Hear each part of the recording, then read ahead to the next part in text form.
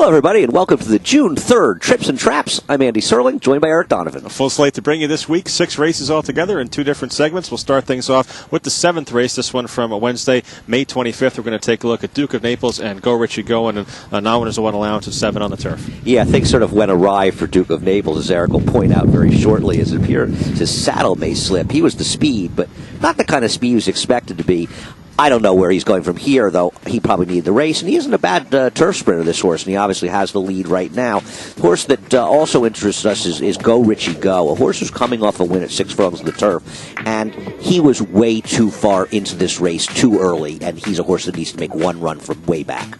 Yeah, I mean, I thought he settled actually pretty well here. You know, he's in a decent enough spot. I can see your point about making your run from farther back. We'll stop it here and highlight Duke of Naples, who's on the front end, and Duke of Naples is going to have the saddle slip. You'll see jockey Alex Solis kind of bounce forward a little bit and bounce up and down on the saddle, and then after that he just has a hard time controlling Duke of Naples, who just runs off at this point. Yeah, you have to watch the race that Go Richie Go won to understand what I'm saying. He was buried behind horses and ridden extremely well by Rajiv Mirage in this race, and he had an outside post, but there was no attempt by the rider, a different rider this time, to get him behind horses, and in fact he's asking him a little bit here. This is a foolish move to be asking him here. This is a horse that wants, as he showed in the race before that, to make a run from behind horses. I don't know what he's being semi-hustled into the race, and his rider has a habit of being a little over-aggressive, and he sort of inherits the lead as Duke of Naples. And Alex Solis realizes that the horse is tired. He had an incident, so he takes the outside. He's actually doing a very safe thing and a fair thing for everybody involved, and he should be commended for it, by the way. This horse was sort of caused his own problems, and he's an interesting horse to follow.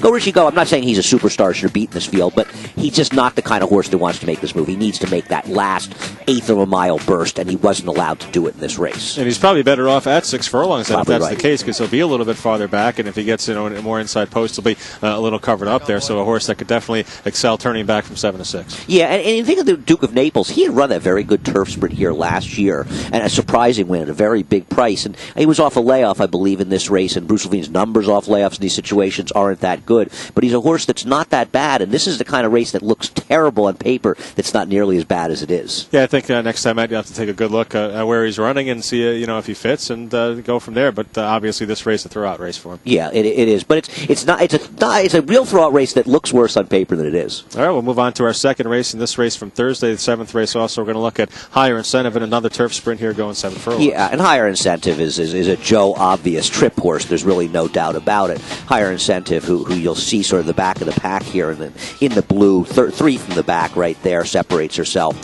This was a race where the speeds didn't hold up extremely, but pretty much it was a close to pace dominated race, and Higher Incentive just gets bottled up very badly when it matters. Yeah, you see Higher Incentive toward the back here, and a lot depends on how things go from this point. If you can get a clear trip on the inside, or if you swing outside and don't get in any traffic, then this is a perfect run for Higher Incentive. But you see the field starting to kind of bunch up a little bit in front of Higher Incentive, and another horse passing Higher Incentive to the outside, and Jock's kind of got to take a hold and just be on weight from this point on. Yeah, I mean, Higher Incentive was coming in from California, and this is the second year in a row that she was shipped out to run on the hill course, and this was sort of an unfortunate loss. I guess Chris Englehart had the horse at this point, or it went back to Gary Contessa, right? Yep. For this race, and Gary had her before, and she sort of changed hands at different times. She was supposed to win here, and the question is she going to run this well when she comes back? Well, that's a fair question, because you take a look at her career record here at Belmont on the grass, and now she's 21 starts, 3 wins, and for a horse that's pretty much right there and looks to fit in a lot of the races that she's been in, she just hasn't gotten the job done for the most part. She really hasn't, but this is the day. That's a problem, because this is the day for her. She was going to win this race, and you can see her getting caught behind horses, and you'll see her climbing, and the rider obviously getting very frustrated, doesn't get that seam to run through. The door gets shut right there. You can see her head go up.